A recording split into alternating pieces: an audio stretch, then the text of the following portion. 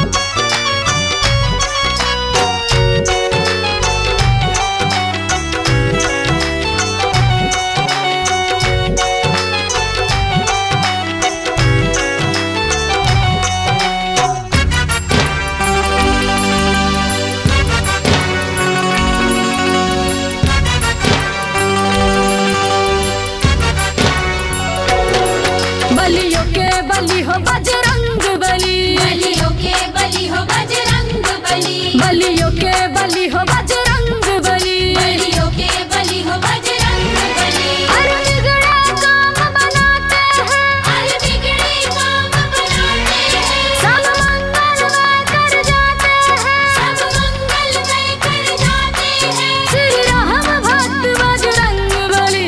जय हो। बलियों के बलि हो बजरंग बली, बलियों के बलि हो बजरंग बली, बलियों के बलि हो बजरंग बली। बलियों के बलि हो बजरंग बली।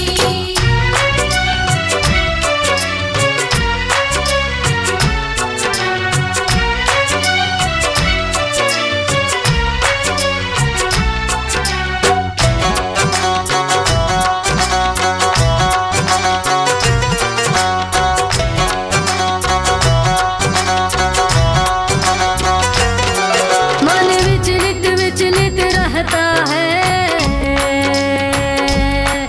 दिल रह रह के घबराता है। रह रह के घबराता है, दिल रह रह के घबराता है। जब कभी हमारे जीवन में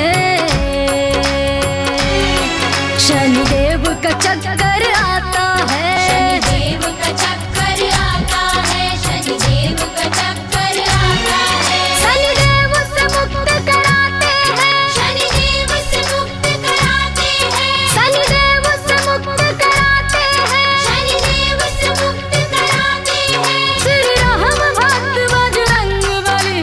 जय हो। बलियों के बलि हो बजरंग बली, बलियों के बलि हो बजरंग बली, बलियों के बलि हो बजरंग बली। बलियों के बलि हो बजरंग बली।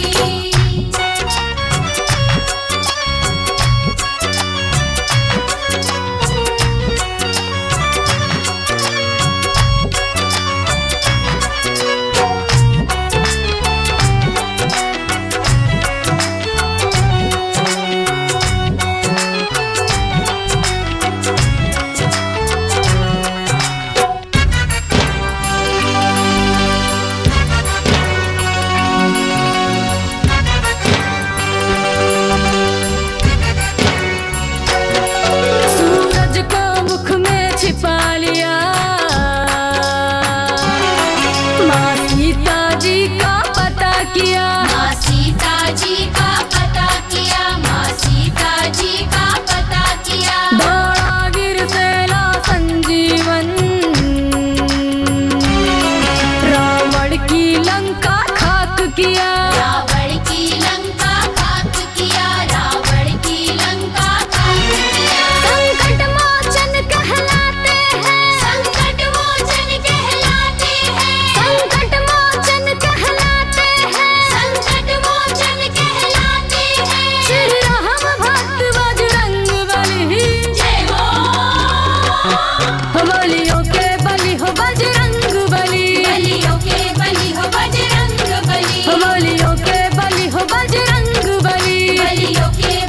बजरंगी